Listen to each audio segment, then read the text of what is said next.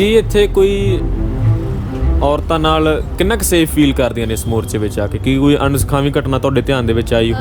ਬਿਲਕੁਲ ਇੱਦਾਂ ਦੀਆਂ ਘਟਨਾਵਾਂ ਪ੍ਰੋਟੈਸਟਾਂ 'ਚ ਨਹੀਂ ਹੁੰਦੀਆਂ ਜਾਂ ਸੰਗਠਨਾਂ ਦੇ ਅੰਦਰ ਨਹੀਂ ਹੁੰਦੀਆਂ, ਇਹ ਸੱਚ ਨਹੀਂ ਆ, ਹੁੰਦੀਆਂ ਨੇ ਉਹ, ਹੈ ਨਾ। ਬਟ ਕੀ ਆ ਕਿ ਇੱਕ ਹਿੰਮਤ ਜਿਹੜੀ ਚੀਜ਼ ਵਾਰ-ਵਾਰ ਦਿੰਦੀ ਆ ਉਹ ਕੀ ਆ ਕਿ ਅਸੀਂ ਉਹਨਾਂ ਦੇ ਖਿਲਾਫ ਲੜ ਰਹੇ ਹਾਂ, ਅਸੀਂ ਉਹਨਾਂ ਦੇ ਖਿਲਾਫ ਜੱਦੋ-ਜਹਿਦ ਕਰ ਰਹੇ ਹਾਂ। ਔਰ ਉਸ ਜਨਤਾ ਦਾ ਮੁੱਦਾ ਜਿਹੜੀ ਜਿਉਂਦੀ ਰਹਿਣ ਲਈ ਖਾਣਾ ਖਾਂਦੀ ਹੈ, ਜਿਹਨੂੰ ਢਿੱਡ ਲੱਗਿਆ ਹੈ, ਅਤੇ ਢਿੱਡ ਦਾ ਕੋਈ ਕਹਿ ਲਓ ਜਾਤ ਧਰਮ ਕਾਸਟ ਕਲਾਸ ਨਹੀਂ ਹੁੰਦਾ। ਇਸ ਅੰਦੋਲਨ 'ਚ ਜਿਹੜੀ ਨਵੀਂ ਚੀਜ਼ ਹੋਈ ਹੈ, ਔਰਤਾਂ ਨੇ ਵਾਰ-ਵਾਰ ਇਹ ਕਿਹਾ ਵੀ ਅਸੀਂ ਸੈਕੰਡਰੀ ਪ੍ਰੋਟੈਸਟਰ ਨਹੀਂ ਹੈਗੇ, ਅਸੀਂ ਕਿਸੇ ਦੀ ਰਿਸ਼ਤੇਦਾਰ ਹੋਣ ਦੇ ਨਾਤੇ ਇੱਥੇ ਨਹੀਂ ਬੈਠੇ, ਬਲਕਿ ਅਸੀਂ ਪ੍ਰਾਇਮਰੀ ਪ੍ਰੋਟੈਸਟਰ ਹਾਂ, ਸਾਡਾ ਵੀ ਮੁੱਦਾ, ਅਸੀਂ ਵੀ ਇਸ ਮੁੱਦੇ ਨਾਲ ਡਾਇਰੈਕਟਲੀ ਜੁੜੇ ਹੋਏ ਹਾਂ। ਪਰ ਫਿਰ ਵੀ ਅਸੀਂ ਇਹਨਾਂ ਤੋਂ ਹਾਰ ਕੇ, ਇਹਨਾਂ ਤੋਂ ਡਰ ਕੇ ਇਹ ਸਪੇਸਿਸ ਛੱਡ ਨਹੀਂ ਸਕਦੇ। ਜੇ ਅਸੀਂ ਛੱਡਤਾ ਫਿਰ ਤਾਂ ਜਿਹੜੀ ਮੇਲ ਡੋਮੀਨੈਂਸ ਦੀ ਅਸੀਂ ਮਤਲਬ ਜਿਹਨੂੰ ਖ਼ਤਮ ਕਰਨ ਦੀ ਗੱਲ ਕਰ ਰਹੇ ਹਾਂ, ਜਿੱਥੇ ਆਪਦੀ ਥਾਂ ਬਣਾਉਣ ਦੀ ਗੱਲ ਕਰ ਰਹੇ ਹਾਂ, ਜਿਹਨੂੰ ਸਪੇਸ ਨੂੰ ਬਰਾਬਰ ਬਣਾਉਣ ਦੀ ਗੱਲ ਕਰ ਰਹੇ ਹਾਂ, ਫਿਰ ਤਾਂ ਕਹਿ ਲਓ ਵੀ ਮਤਲਬ ਅਸੀਂ ਉੱਥੇ ਹੀ ਹਾਰ ਮੰਨ ਲਈ, ਅਸੀਂ ਉਹਨੂੰ ਛੱਡ ਹੀ ਦਿੱਤਾ। ਇਸ ਕਰਕੇ ਮੈਨੂੰ ਲੱਗਦਾ ਵੀ ਸਾਨੂੰ ਇਹ ਜੱਦੋ-ਜਹਿਦ ਜਾਰੀ ਰੱਖਣੀ। ਸਤਿ ਸ਼੍ਰੀ ਅਕਾਲ ਦੋਸਤੋ, ਮੈਂ ਸਾਹਿਲ ਤੇ ਤੁਸੀਂ ਜੁੜੇ ਹੋਏ ਹੋ ਦੁਨੀਆ ਦੇ ਨਾਲ। ਸੋ ਅੱਜ ਅਸੀਂ ਤੁਹਾਡੀ ਮੁਲਾਕਾਤ ਕਰਵਾਉਣ ਜਾ ਰਹੇ ਹਾਂ ਨੌਜਵਾਨ ਕਾਰਕੁਨ ਨਵਕਿਰਨ ਨੱਤ ਜੀ ਦੇ ਨਾਲ, ਜੋ ਕਿ ਪਹਿਲੇ ਦਿਨ ਤੋਂ ਹੀ ਮੋਰਚੇ ਦੇ ਵਿੱਚ ਡਟੇ ਹੋਏ ਨੇ ਔਰ ਟਰਾਲੀ ਟਾਈਮਸ ਅਖਬਾਰ ਦੇ ਉਹ ਸੰਪਾਦਕ ਵੀ ਨੇ। ਸੋ ਸਵਾਗਤ ਹੈ ਨਵਕਿਰਨ ਜੀ। ਬਹੁਤ ਬਹੁਤ ਧੰਨਵਾਦ ਜੀ। ਸੋ ਤੁਸੀਂ ਪਹਿਲੇ ਦਿਨ ਤੋਂ ਮੋਰਚੇ ਵਿੱਚ ਡਟੇ ਹੋਏ ਹੋ, ਮੋਰਚੇ ਨੂੰ ਲਗਭਗ 4.5 ਮਹੀਨੇ 5 ਮਹੀਨੇ ਹੋਣ ਵਾਲੇ ਆ। ਹੁਣ ਤੱਕ ਦਾ ਤੁਹਾਡਾ ਤਜਰਬਾ ਕੀ ਰਿਹਾ ਇਸ ਮੋਰਚੇ ਦੇ ਵਿੱਚ? ਤਜਰਬੇ ਦੀ ਗੱਲ ਕਰੀਏ ਤਾਂ ਦੇਖੋ ਵੱਖ-ਵੱਖ ਪੱਖਾਂ ਤੋਂ ਬਹੁਤ ਸਾਰੇ ਤਜਰਬੇ ਰਹੇ ਨੇ। ਮੈਂ ਐਕਟਿਵਿਜ਼ਮ ਦੇ ਜੀਵਨ ਨੂੰ ਹੀ ਮੇਰੇ ਕਹਿ ਲਓ 12-13 ਸਾਲ ਹੋ ਗਏ ਨੇ। ਪਹਿਲੀ ਵਾਰ ਅਸੀਂ ਕਿਸੇ ਐਡੇ ਵੱਡੇ ਅੰਦੋਲਨ ਦਾ ਹਿੱਸਾ ਰਹੇ ਹਾਂ, ਜਿਹੜਾ 5ਵਾਂ ਮਹੀਨਾ ਸ਼ੁਰੂ ਹੋ ਗਿਆ ਅਤੇ ਹਲੇ ਵੀ ਲਗਾਤਾਰ ਚੱਲ ਰਿਹਾ ਹੈਗਾ। ਅਤੇ ਪਹਿਲਾਂ ਜਿੱਦਾਂ ਅੰਦੋਲਨ ਜਿਨ੍ਹਾਂ ਦਾ ਹਿੱਸਾ ਰਹੇ ਆ, ਜਿੰਨੇ ਵੀ ਦੇਖੇ ਨੇ, ਉਹਦੇ 'ਚ ਕੀ ਹੁੰਦਾ ਸੀ, ਕਿਸੇ ਇੱਕ ਕਲਾਸ ਦਾ ਹੈ, ਕਿਸੇ ਇੱਕ ਕਾਸਟ ਦਾ ਹੈ, ਜਾਂ ਕੋਈ ਇੱਕ ਰਿਲੀਜਨ ਉਹਦੇ 'ਚ ਡੋਮੀਨੈਂਟ ਕਰ ਰਿਹਾ, ਇੱਕ ਤਬਕਾ ਕੋਈ ਡੋਮੀਨੈਂਟ ਕਰ ਰਿਹਾ।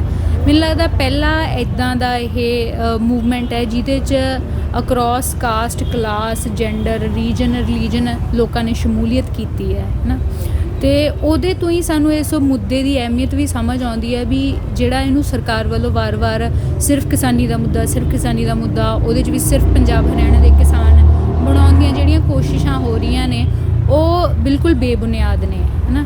ਇਹ ਦੇਸ਼ ਦੀ ਹਰ ਉਸ ਜਨਤਾ ਦਾ ਮੁੱਦਾ ਹੈ ਜਿਹੜੀ ਜਿਉਂਦੀ ਰਹਿਣ ਲਈ ਖਾਣਾ ਖਾਂਦੀ ਹੈ, ਜਿਹਨੂੰ ਢਿੱਡ ਲੱਗਿਆ ਹੈ, ਅਤੇ ਢਿੱਡ ਦਾ ਕੋਈ ਕਹਿ ਲਓ ਜਾਤ ਧਰਮ ਕਾਸਟ ਕਲਾਸ ਨਹੀਂ ਹੁੰਦਾ, ਹੈ ਨਾ। ਅਤੇ ਜਿਹਦੇ ਕਰਕੇ ਲੋਕ ਹੁਮਾ ਕੇ ਇਸ ਅੰਦੋਲਨ ਦਾ ਹਿੱਸਾ ਬਣੇ ਨੇ। ਅਤੇ ਮੈਨੂੰ ਲੱਗਦਾ ਵੀ ਸਿਰਫ ਰਾਜਨੀਤਿਕ ਪੱਖ ਤੋਂ ਨਹੀਂ, ਬਲਕਿ ਪੰਜਾਬ 'ਚ ਜੰਮਣ ਪਲਣ ਕਰਕੇ, ਉੱਥੇ ਵੱਡੇ ਹੋਣ ਕਰਕੇ ਜਿਸ ਤਰੀਕੇ ਦੀ ਉਸ ਸੁਸਾਇਟੀ ਦੀ ਮੈਂ ਬਣਤਰ ਦੇਖੀ ਹੈ ਨਾ, ਉਹਨਾਂ ਸਾਰੇ ਪੱਖਾਂ ਤੋਂ ਵੀ ਜਦੋਂ ਮੈਂ ਦੇਖਦੀ ਹਾਂ ਤਾਂ ਮੈਨੂੰ ਲੱਗਦਾ ਇਹ ਅੰਦੋਲਨ ਪੰਜਾਬ ਨੂੰ ਸਮਾਜਿਕ ਤੌਰ 'ਤੇ ਜਾਂ ਕਹਿ ਲਓ ਸੋਸ਼ੋ ਕਲਚਰਲ ਆਸਪੈਕਟ ਤੋਂ ਵੀ ਬਹੁਤ ਕੁਛ ਨਵਾਂ ਦੇ ਕੇ ਜਾਊਗਾ।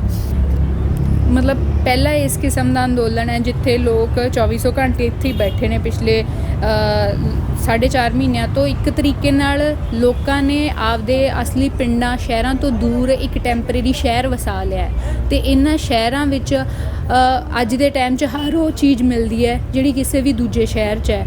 ਉਹ ਇੱਥੇ ਲਾਇਬ੍ਰੇਰੀਆਂ ਨੇ, ਇੱਥੇ ਸਕੂਲ ਚੱਲ ਰਹੇ ਨੇ, ਇੱਥੇ ਬਜ਼ੁਰਗਾਂ ਨੂੰ ਪੜ੍ਹਾਇਆ ਜਾ ਰਿਹਾ, ਇੱਥੇ ਮੈਡੀਕਲ ਦੀਆਂ ਫੈਸਿਲਿਟੀਜ਼ ਨੇ, ਹੈ ਨਾ। ਜਿਵੇਂ ਤੁਸੀਂ ਵੀ ਇੱਕ ਲਾਇਬ੍ਰੇਰੀ 'ਤੇ ਚਲਾ ਰਹੇ ਹੋ, ਸ਼ਹੀਦ ਭਗਤ ਸਿੰਘ ਲਾਇਬ੍ਰੇਰੀ। ਬਿਲਕੁਲ ਸਾਰੇ ਮਤਲਬ ਮਿਲ ਜੁਲ ਕੇ ਹੀ ਆਪਾਂ ਸਾਰਾ ਕੁਛ ਕਰ ਰਹੇ ਹਾਂ, ਹੈ ਨਾ। ਅਤੇ ਬਿਜਲੀ ਪਾਣੀ ਦਾ ਇੰਤਜ਼ਾਮ ਹੋ ਗਿਆ, ਅਤੇ ਮਤਲਬ ਪੂਰੇ ਸ਼ਹਿਰ ਵਸ ਗਏ ਨੇ। ਉਸ ਤਰੀਕੇ ਨਾਲ ਵੀ ਦੇਖਿਆ ਜਾਵੇ ਇਹ ਆਪਣੀ ਕਿਸਮ ਦਾ ਇੱਕ ਤਜਰਬਾ ਹੈਗਾ। ਅੰਦੋਲਨ ਕਰਨ ਦਾ ਵੀ ਆਪਣੀ ਕਿਸਮ ਦਾ ਤਜਰਬਾ ਹੈ। ਜਿਸ ਤਰੀਕੇ ਨਾਲ ਇੱਥੇ ਰਸੋਈਆਂ ਦੇ ਵਿੱਚ ਬਜ਼ੁਰਗ ਜਾਂ ਮਤਲਬ ਯੰਗ ਮੁੰਡੇ ਵੀ ਰੋਟੀਆਂ ਬਣਾ ਰਹੇ ਨੇ, ਰਸੋਈਆਂ ਸਾਂਭ ਰਹੇ ਨੇ, ਉਹ ਪੰਜਾਬ ਦੀ ਸੁਸਾਇਟੀ ਲਈ ਬਿਲਕੁਲ ਨਵਾਂ ਹੈ, ਕਿਉਂਕਿ ਪੰਜਾਬ 'ਚ ਬਹੁਤ ਹੀ ਮੇਲ ਡੋਮੀਨੈਂਟ ਸੁਸਾਇਟੀ, ਜਿੱਥੇ ਹਾਲੇ ਵੀ ਸਮਝਿਆ ਜਾਂਦਾ ਵੀ ਜਿਹੜੀਆਂ ਔਰਤਾਂ ਦਾ ਜਿਹੜਾ ਕੰਮ ਹੈ ਉਹ ਰਸੋਈ ਤੱਕ ਸੀਮਿਤ ਹੈ ਨਾ, ਰਸੋਈ ਦੀ ਸਾਰੀ ਜ਼ਿੰਮੇਵਾਰੀ ਔਰਤਾਂ ਦੀ ਹੈ। ਇਸ ਅੰਦੋਲਨ ਦੇ ਦੌਰਾਨ ਸਾਨੂੰ ਇੱਕਦਮ ਨਵੀਂ ਤਸਵੀਰ ਸਾਹਮਣੇ ਆਈ ਹੈ, ਜਿਹੜੀ ਮੈਨੂੰ ਲੱਗਦਾ ਵੀ ਮੈਂ ਉਮੀਦ ਕਰਦੀ ਹਾਂ, ਮੈਂ ਚਾਹੁੰਦੀ ਹਾਂ ਸੱਚੇ ਦਿਲੋਂ ਕਿ ਜਿਹੜੀ ਵਾਪਸ ਜਾਣ ਤੋਂ ਬਾਅਦ ਸਾਡੇ ਪਿੰਡਾਂ 'ਚ ਸ਼ਹਿਰਾਂ 'ਚ ਘਰਾਂ 'ਚ ਮੁੜਨ ਤੋਂ ਬਾਅਦ ਵੀ ਉਹ ਲਗਾਤਾਰ ਜਾਰੀ ਰਹੇ। ਇਹ ਬੰਦੇ ਜਿਹੜੇ ਇੱਥੇ ਰਸੋਈਆਂ ਸਾਂਭ ਰਹੇ ਉਹ ਬੇਸ਼ੱਕ ਹਾਲੇ ਮਜਬੂਰੀ 'ਚ ਸਾਂਭ ਰਹੇ ਹੋਣ, ਪਰ ਇਹ ਵਾਪਸ ਜਾ ਕੇ ਵੀ ਇਸ ਜਿਹੜੀ ਕੀਮਤ ਨੂੰ, ਇਸ ਡੋਮੈਸਟਿਕ ਲੇਬਰ ਦੀ ਕਦਰ ਨੂੰ ਸਮਝਣ ਤੇ ਵਾਪਸ ਜਾ ਕੇ ਵੀ ਯੋਗਦਾਨ ਪਾਉਣ। ਉਹਨਾਂ ਪੱਖਾਂ ਤੋਂ ਮੈਨੂੰ ਲੱਗਦਾ ਕਿ ਇਹ ਅੰਦੋਲਨ ਬਹੁਤ ਵੱਖਰਾ ਹੈ ਤੇ ਸਾਨੂੰ ਬਹੁਤ ਕੁਝ ਦੇ ਕੇ ਜਾਊਗਾ। ਜਿਵੇਂ ਤੁਸੀਂ ਮੇਲ ਡੋਮੀਨੈਂਸ ਦੀ ਗੱਲ ਕੀਤੀ, ਤੁਸੀਂ ਖੁਦ ਵੀ ਇੱਕ ਫੀਮੇਲ ਐਕਟਿਵਿਸਟ ਹੋ, ਔਰ ਅਸੀਂ ਵੇਖਿਆ ਕਿ ਇਸ ਅੰਦੋਲਨ ਦੇ ਵਿੱਚ ਜਿਵੇਂ 8 ਮਾਰਚ ਨੂੰ ਮਹਿਲਾ ਦਿਵਸ ਮਨਾਇਆ ਗਿਆ, ਬਹੁਤ ਵੱਡੀ ਪੱਧਰ ਤੇ ਔਰਤਾਂ ਨੇ ਸ਼ਮੂਲੀਅਤ ਕੀਤੀ, ਮੇਰੇ ਖਿਆਲ ਸਾਰੇ ਰਿਕਾਰਡ ਤੋੜ ਦਿੱਤੇ ਇਕੱਠ ਦੇ। ਸੋ ਉਸ ਚੀਜ਼ ਨੂੰ, ਮਹਿਲਾਵਾਂ ਦੀ ਸ਼ਮੂਲੀਅਤ ਨੂੰ ਇਸ ਅੰਦੋਲਨ ਦੇ ਵਿੱਚ ਕਿਵੇਂ ਵੇਖਦੇ ਹੋ? ਬਿਲਕੁਲ, ਜਿਹੜੇ ਕੁਝ ਦਿਨ ਮਨਾਏ ਗਏ ਉਦੋਂ ਤਾਂ ਔਰਤਾਂ ਨੇ ਵੱਧ ਚੜ੍ਹ ਕੇ ਹਿੱਸਾ ਲਿਆ ਹੀ, ਪਰ ਉਸ ਤੋਂ ਇਲਾਵਾ ਵੀ ਅਸੀਂ ਦੇਖਦੇ ਹਾਂ ਕਿ ਮੈਨੂੰ ਲੱਗਦਾ ਪਹਿਲਾ ਕਿਸਾਨੀ ਦਾ ਇਹ ਅੰਦੋਲਨ ਹੈ, ਕਿਉਂਕਿ ਮੈਂ ਸ਼ੁਰੂ ਤੋਂ ਬਚਪਨ ਤੋਂ ਆਪਣੇ ਮਾਪਿਓ ਦੇ ਨਾਲ ਕਈ ਕਿਸਾਨੀ ਅੰਦੋਲਨਾਂ ਦਾ ਹਿੱਸਾ ਰਹੀ ਹਾਂ, ਅਤੇ ਮੈਨੂੰ ਲੱਗਦਾ ਅੱਜ ਤੱਕ ਦਾ ਮੇਰੇ ਅੱਖੀਂ ਡਿੱਠਾ ਪਹਿਲਾ ਇੱਦਾਂ ਦਾ ਅੰਦੋਲਨ ਹੈ ਜਿਹ 'ਚ ਐਡੀ ਵੱਡੀ ਗਿਣਤੀ 'ਚ ਔਰਤਾਂ ਨੇ ਭਾਗੀਦਾਰੀ ਕੀਤੀ ਆ, ਹੈ ਨਾ। ਅਤੇ ਇਸ ਅੰਦੋਲਨ 'ਚ ਗਿਣਤੀ ਵਾਈਜ਼ ਮਤਲਬ ਪ੍ਰਪੋਰਸ਼ਨੇਟਲੀ ਸ਼ਾਇਦ ਫਿਰ ਵੀ ਗਿਣਤੀ ਘੱਟ ਹੋਵੇ, ਵੀ ਜੇ ਮਰਦ ਕਹਿ ਲਓ 75% ਨੇ, 80% ਨੇ, ਤਾਂ ਔਰਤਾਂ ਸ਼ਾਇਦ 20 ਜਾਂ 25% ਹੋਣ। ਬਟ ਫਿਰ ਵੀ ਇਸ ਅੰਦੋਲਨ ਦੇ ਦੌਰਾਨ ਜਿਹੜੀ ਔਰਤਾਂ ਦੀ ਇਨਡਾਇਰੈਕਟ ਸ਼ਮੂਲੀਅਤ ਹੈ, ਜਦੋਂ ਇੱਥੇ ਹਜ਼ਾਰਾਂ ਦੀ ਗਿਣਤੀ 'ਚ ਬੰਦੇ ਬਾਰਡਰਾਂ ਦੇ ਉੱਤੇ ਬੈਠੇ ਨੇ, ਤਾਂ ਉਹ 1000 ਘਰ ਪਿੱਛੇ ਔਰਤਾਂ ਸਾਂਭ ਵੀ ਤਾਂ ਰਹੀਆਂ ਨੇ ਨਾ। ਉਹ ਔਰਤਾਂ ਖੇਤ ਵੀ ਸਾਂਭ ਰਹੀਆਂ, ਬੱਚੇ ਵੀ ਸਾਂਭ ਰਹੀਆਂ, ਪਰਿਵਾਰ ਵੀ ਸਾਂਭ ਰਹੀਆਂ ਹਨ। ਅਤੇ ਤੁਸੀਂ ਸੋਚੋ ਵੀ ਜਦੋਂ ਅਸੀਂ ਇੱਥੇ 5-5 ਮਹੀਨੇ ਜਾਂ ਹੋ ਸਕਦਾ ਹੋਰ ਸਾਲ ਇੱਥੇ ਬਹਿ ਕੇ ਸੰਘਰਸ਼ ਕਰ ਰਹੇ ਨੇ, ਐਡੀ ਵੱਡੀ ਗਿਣਤੀ 'ਚ ਮਰਦ ਹਨ, ਵਾਪਸ ਔਰਤਾਂ ਜਿਹੜੀਆਂ ਕੰਮਕਾਜ ਸਾਂਭ ਰਹੀਆਂ ਨੇ ਘਰਾਂ ਦੇ ਵਿੱਚ, ਉਹਨਾਂ ਲਈ ਵੀ ਤਾਂ ਇੱਕ ਨਵੀਂ ਕਿਸਮ ਦਾ ਐਕਸਪੀਰੀਅੰਸ ਹੈ ਇੰਡੀਪੈਂਡੈਂਟਲੀ ਚੀਜ਼ਾਂ ਨੂੰ ਹੈਂਡਲ ਕਰਨਾ, ਹੈ ਨਾ। ਅਤੇ ਜਦੋਂ ਇਹ ਅੰਦੋਲਨ ਮੁੱਕਣਗੇ ਉਹ ਵੀ ਇੱਕ ਵੱਖਰੇ ਤਰੀਕੇ ਨਾਲ ਇੰਪਾਵਰ ਹੋਣਗੀਆਂ, ਹੈ ਨਾ। ਉਹਦੇ ਤੋਂ ਬਾਅਦ ਘਰ ਦੀਆਂ ਇਕੁਏਸ਼ਨਾਂ ਕਿਵੇਂ ਬਦਲਣਗੀਆਂ, ਉਹ ਵੀ ਮੈਨੂੰ ਲੱਗਦਾ ਬਹੁਤ ਇੰਟਰਸਟਿੰਗ ਹੋਊਗਾ ਆਉਣ ਵਾਲੇ ਦਿਨਾਂ 'ਚ। ਇਸ ਕਰਕੇ ਇਸ ਅੰਦੋਲਨ ਦੇ ਦੌਰਾਨ ਔਰਤਾਂ ਦੀ ਡਾਇਰੈਕਟ ਇਨਡਾਇਰੈਕਟ ਦੋਨੋਂ ਤਰ੍ਹਾਂ ਦੀ ਭੂਮਿਕਾ ਜਿਹੜੀ ਹੈ ਉਹ ਬਹੁਤ ਨਵੀਂ ਰਹੀ ਆ। ਅਤੇ ਇਹ ਵੀ ਨਹੀਂ ਹੈ ਕਿ ਐਤਕੀ ਔਰਤਾਂ, ਜਿੱਦਾਂ ਕਈ ਪ੍ਰੋਟੈਸਟਾਂ 'ਚ ਅਸੀਂ ਦੇਖਦੇ ਸੀ ਵੀ ਔਰਤਾਂ ਨੂੰ ਕਹਿੰਦੇ ਆ ਵੀ ਹਾਂ ਕਿਉਂਕਿ ਉਹਨਾਂ ਦੇ ਪਿਓ ਉੱਥੇ ਨੇ, ਕਿਉਂਕਿ ਉਹਨਾਂ ਦੇ ਘਰ ਵਾਲੇ ਉੱਥੇ ਨੇ, ਕਿਉਂਕਿ ਉਹਨਾਂ ਦੇ ਪੁੱਤ ਉੱਥੇ ਨੇ, ਇਸ ਕਰਕੇ ਉਹ ਹਿੱਸਾ ਨਹੀਂ। ਇਸ ਅੰਦੋਲਨ 'ਚ ਜਿਹੜੀ ਨਵੀਂ ਚੀਜ਼ ਹੋਈ ਆ, ਔਰਤਾਂ ਨੇ ਵਾਰ-ਵਾਰ ਇਹ ਕਿਹਾ ਵੀ ਅਸੀਂ ਸੈਕੰਡਰੀ ਪ੍ਰੋਟੈਸਟਰ ਨਹੀਂ ਹੈਗੇ, ਅਸੀਂ ਕਿਸੇ ਦੀ ਰਿਸ਼ਤੇਦਾਰ ਹੋਣ ਦੇ ਨਾਤੇ ਇੱਥੇ ਨਹੀਂ ਬੈਠੇ, ਬਲਕਿ ਅਸੀਂ ਪ੍ਰਾਇਮਰੀ ਪ੍ਰੋਟੈਸਟਰ ਹਾਂ, ਸਾਡਾ ਵੀ ਮੁੱਦਾ, ਅਸੀਂ ਵੀ ਇਸ ਮੁੱਦੇ ਨਾਲ ਡਾਇਰੈਕਟਲੀ ਜੁੜੇ ਹੋਏ ਹਾਂ। ਅਤੇ ਇਹ ਮੈਨੂੰ ਲੱਗਦਾ ਵੀ ਜਿਹੜਾ ਡਾਇਰੈਕਟਲੀ ਆਪਦੀ ਮਿਹਨਤ ਨੂੰ ਅਸਰਟ ਕਰਨਾ ਹੈ ਜਾਂ ਆਪਦੀ ਲੇਬਰ ਨੂੰ ਅਸਰਟ ਕਰਨਾ ਹੈ, ਇਹ ਮਤਲਬ ਪਹਿਲੀ ਵਾਰ ਹੋਇਆ ਇਸ ਪਰਟੀਕੂਲਰ ਸੁਸਾਇਟੀ 'ਚ। ਅਤੇ ਜਿੱਦਾਂ ਅਸੀਂ ਪਿਛਲੇ ਸਾਲਾਂ ਦੇ ਵਿੱਚ ਓਵਰਆਲ ਦੇਸ਼ ਦੁਨੀਆ ਦੇ ਵਿੱਚ ਇੱਕ ਜੈਂਡਰ ਦੀ ਮੂਵਮੈਂਟ ਨੂੰ ਅੱਗੇ ਵੱਧਦੇ ਦੇਖਿਆ, ਮੈਨੂੰ ਲੱਗਦਾ ਉਹਦਾ ਇੱਕ ਵੱਡਾ ਯੋਗਦਾਨ ਹੈ ਔਰਤਾਂ ਨੂੰ ਉਹਨਾਂ ਹਿੰਮਤ ਦੇਣ 'ਚ, ਉਹਨਾਂ ਬਲ ਬਖਸ਼ਣ 'ਚ। ਕੀ ਇੱਥੇ ਕੋਈ ਔਰਤਾਂ ਨਾਲ ਕਿੰਨਾ ਕੁ ਸੇਫ ਫੀਲ ਕਰਦੀਆਂ ਨੇ ਇਸ ਮੋਰਚੇ ਵਿੱਚ ਆ ਕੇ? ਕੀ ਕੋਈ ਅਣਸੁਖਾਵੀਂ ਘਟਨਾ ਤੁਹਾਡੇ ਧਿਆਨ ਦੇ ਵਿੱਚ ਆਈ ਹੋਵੇ? ਬਿਲਕੁਲ ਆਈਆਂ ਨੇ ਘਟਨਾਵਾਂ, ਇਹ ਨਹੀਂ ਹੈਗਾ ਵੀ ਆਈਆਂ ਨਹੀਂ ਆ। ਅਤੇ ਓਨੈਸਟਲੀ ਦੱਸਾਂ, ਅੱਜ ਜਦੋਂ ਆਪਾਂ ਬੈਠ ਕੇ ਗੱਲ ਕਰ ਰਹੇ ਹਾਂ ਇਸ ਇੰਟਰਵਿਊ ਦੇ ਦੌਰਾਨ, ਇੱਕ ਜਿਹੜੀ ਅਣਸੁਖਾਵੀਂ ਘਟਨਾ, ਇੱਕ ਨਹੀਂ ਉਹ ਘਟਨਾਵਾਂ ਬਹੁਤ ਨੇ, ਬਟ ਇੱਕ ਕਹਿ ਲਓ ਉਹਦੇ 'ਚੋਂ ਜਿਹੜੀ ਜ਼ਿਕਰਯੋਗ ਹੈ ਉਹ ਤਾਂ ਸਾਨੂੰ ਹੀ ਫੇਸ ਕਰਨੀ ਪਈ ਹੈ ਟਰਾਲੀ ਟਾਈਮਜ਼ ਨਿਊਜ਼ ਲੈਟਰ ਦੇ ਅੰਦਰ ਹੀ। ਮਤਲਬ ਇੱਕ ਇਨਸਾਨ ਜਿਹੜਾ ਸਾਡੀ ਹੀ ਟੀਮ ਦੇ ਵਿੱਚ ਕੰਮ ਕਰਦਾ ਸੀ, ਅਖਬਾਰਾਂ ਨੂੰ ਵੰਡਣ ਦਾ ਕੰਮ ਦੇਖਦਾ ਸੀ, ਉਹਦੇ ਖਿਲਾਫ ਵੀ ਬਹੁਤ ਸਾਰੀਆਂ ਕੁੜੀਆਂ ਹਿੰਮਤ ਕਰਕੇ ਬਾਹਰ ਆਈਆਂ ਨੇ ਕਿ ਕਿੱਦਾਂ ਉਹ ਹਰਾਸ ਕਰ ਰਿਹਾ ਸੀ ਕੁੜੀਆਂ ਨੂੰ, ਹੈ ਨਾ। ਅਤੇ ਬਿਲਕੁਲ ਇੱਦਾਂ ਦੀਆਂ ਘਟਨਾਵਾਂ ਪ੍ਰੋਟੈਸਟਾਂ 'ਚ ਨਹੀਂ ਹੁੰਦੀਆਂ ਜਾਂ ਸੰਗਠਨਾਂ ਦੇ ਅੰਦਰ ਨਹੀਂ ਹੁੰਦੀਆਂ, ਇਹ ਸੱਚ ਨਹੀਂ ਆ, ਹੁੰਦੀਆਂ ਨੇ ਉਹ, ਹੈ ਨਾ। ਬਟ ਕੀ ਆ ਕਿ ਇੱਕ ਹਿੰਮਤ ਜਿਹੜੀ ਚੀਜ਼ ਵਾਰ-ਵਾਰ ਦਿੰਦੀ ਆ, ਉਹ ਕੀ ਆ ਕਿ ਅਸੀਂ ਉਹਨਾਂ ਦੇ ਖਿਲਾਫ ਲੜ ਰਹੇ ਹਾਂ, ਅਸੀਂ ਉਹਨਾਂ ਦੇ ਖਿਲਾਫ ਜੱਦੋ-ਜਹਿਦ ਕਰ ਰਹੇ ਹਾਂ। ਉਹ ਕਲੈਕਟਿਵ ਦੇ ਅੰਦਰ ਵੀ, ਉਹ ਪ੍ਰੋਟੈਸਟ ਦੀਆਂ ਥਾਵਾਂ ਦੇ ਅੰਦਰ ਵੀ ਅਤੇ ਬਾਹਰ ਵੀ ਅਸੀਂ ਉਸ ਤਰੀਕੇ ਦੀ ਕਹਿ ਲਓ ਰਾਜਨੀਤੀ ਨੂੰ ਪ੍ਰੈਕਟਿਸ ਕਰ ਰਹੇ ਹਾਂ ਜਿਹੜੀ ਇਹਨਾਂ ਚੀਜ਼ਾਂ ਨੂੰ ਖਤਮ ਕਰੇ, ਇਹਨਾਂ ਦਿੱਕਤਾਂ ਨੂੰ, ਇਸ ਕਿਸਮ ਦੀ ਮਾਨਸਿਕਤਾ ਨੂੰ ਜਿਹੜੀ ਕਹਿ ਲਓ ਦੂਜੇ ਜੈਂਡਰ ਨੂੰ ਹੇਠਾਂ ਕਰਕੇ ਦੇਖਦੀ ਆ। ਅਤੇ ਉਸੇ ਦੇ ਦੌਰਾਨ ਮਤਲਬ ਸਮੱਸਿਆਵਾਂ ਵੱਖੋ ਵੱਖਰੀ ਕਿਸਮ ਦੀਆਂ ਨੇ। ਮਤਲਬ ਅਸੀਂ ਜੇ ਇੱਥੇ ਵਿਚਰਦੇ ਹਾਂ ਤਾਂ ਜਿਹੜੀ ਕਹਿ ਲਓ ਬਹੁਤ ਹੀ ਅੰਦਰ ਤੱਕ ਇੱਕ ਪੈਟਰੀਆਰਕਲ ਮਾਨਸਿਕਤਾ ਭਰੀ ਹੋਈ ਹੈ, ਜਿਹਦੇ 'ਚ ਬਹੁਤ ਸਾਰੇ ਲੋਕਾਂ ਨੂੰ ਲੱਗਦਾ ਹੈ ਪੰਜਾਬ 'ਚ ਖਾਸ ਕਰਕੇ ਕਿ ਗੱਲ-ਗੱਲ 'ਚ ਗਾਲ ਕੱਢਣਾ ਤਾਂ ਬਹੁਤ ਆਮ ਗੱਲ ਹੈ। ਉਹ ਕਿਸੇ ਨੂੰ ਅਨਕੰਫਰਟੇਬਲ ਕਿਵੇਂ ਕਰ ਸਕਦੀ ਹੈ, ਉਹ ਕਿਸੇ ਨੂੰ ਦਿੱਕਤ ਕਿਵੇਂ ਦੇ ਸਕਦੀਆਂ, ਜਾਂ ਮਰਦਾਂ ਨੂੰ ਲੱਗਦਾ ਵੀ ਪਬਲਿਕਲੀ ਕੱਪੜੇ ਲਾ ਕੇ ਨਹਾ ਲੈਣਾ ਕਿਸੇ ਨੂੰ ਕਿਵੇਂ ਅਨਕੰਫਰਟੇਬਲ ਕਰ ਸਕਦਾ ਹੈ, ਜਾਂ ਇੱਥੇ ਸਾਂਝੀ ਥਾਂ ਦੇ ਉੱਤੇ ਜੇ ਅਸੀਂ ਕਛਹਿਰਾ ਪਾ ਕੇ ਸੌਂਦੇ ਹਾਂ ਤਾਂ ਉਹ ਕਿਸੇ ਨੂੰ ਕਿਵੇਂ ਅਨਕੰਫਰਟੇਬਲ ਕਰ ਸਕਦਾ, ਹੈ ਨਾ। ਬਟ ਔਰਤ ਹੋਣ ਦੇ ਨਾਤੇ ਸਾਨੂੰ ਤਾਂ ਉਹ ਚੀਜ਼ਾਂ ਦਿੱਕਤ ਦਿੰਦੀਆਂ ਨੇ। ਅਤੇ ਲਗਾਤਾਰ ਉਹਨਾਂ ਐਕਸਪੀਰੀਅੰਸਿਸ 'ਚੋਂ ਗੁਜ਼ਰਨਾ, ਉਹਨਾਂ ਨੂੰ ਐਡਰੈਸ ਕਰਨਾ, ਆਪਦੇ ਨਾਲ ਦੇ ਸਾਥੀਆਂ ਨੂੰ ਜਿੱਥੋਂ ਤੱਕ ਪੋਸੀਬਲ ਹੈ ਉਹਨਾਂ ਨੂੰ ਸਮਝਾਉਣਾ ਵੀ ਇਹ ਚੀਜ਼ਾਂ ਪ੍ਰੋਬਲਮੈਟਿਕ ਨੇ, ਇਸ ਕਰਕੇ ਇਹਨਾਂ ਨੂੰ ਸੁਧਾਰਨ ਦੀ ਲੋੜ ਹੈ। ਤੇ ਬਹੁਤ ਸਾਰੇ ਇਹੋ ਜਿਹੇ ਵੀ ਕੇਸਿਸ ਨੇ ਜਿੱਥੇ ਸ਼ਾਇਦ ਚੀਜ਼ਾਂ ਉਸ ਰੇਂਜ ਚੋਂ ਬਾਹਰ ਚਲੀਆਂ ਜਾਂਦੀਆਂ ਸਮਝਾਉਣ ਦੀ ਤੱਕ, ਉੱਥੇ ਐਕਚੁਅਲੀ ਸਾਡੇ ਲਈ ਕੀ ਜਸਟਿਸ ਹੋ ਸਕਦਾ ਹੈ, ਐਕਚੁਅਲੀ ਅਸੀਂ ਉਹਨਾਂ ਅਕਿਊਜ਼ਡ ਬੰਦਿਆਂ ਦੇ ਪ੍ਰਤੀ ਕੀ ਅਸੀਂ ਉਹਨਾਂ ਨੂੰ ਸਜ਼ਾਵਾਂ ਦਿੰਦੇ ਹਾਂ, ਕੀ ਕਰੈਕਟਿਵ ਮੈਜ਼ਰਸ ਲੈਂਦੇ ਹਾਂ ਕਿ ਉੱਦਾਂ ਦੇ ਲੋਕ ਨੇ ਜਿਹੜੇ ਉਹ ਅੱਗੇ ਤੋਂ ਜਾ ਕੇ ਅੰਦੋਲਨਾਂ ਦੇ ਵਿੱਚ ਉਸ ਤਰੀਕੇ ਦੀਆਂ ਘਟਨਾਵਾਂ ਨਾ ਕਰ ਸਕਣ, ਤਾਂ ਕਿ ਇਹ ਜਿਹੜੀਆਂ ਸਪੇਸਿਸ ਨੇ ਜ਼ਿਆਦਾ ਤੋਂ ਜ਼ਿਆਦਾ ਔਰਤਾਂ ਦੇ ਹੱਕ ਦੀਆਂ ਬਣ ਸਕਣ।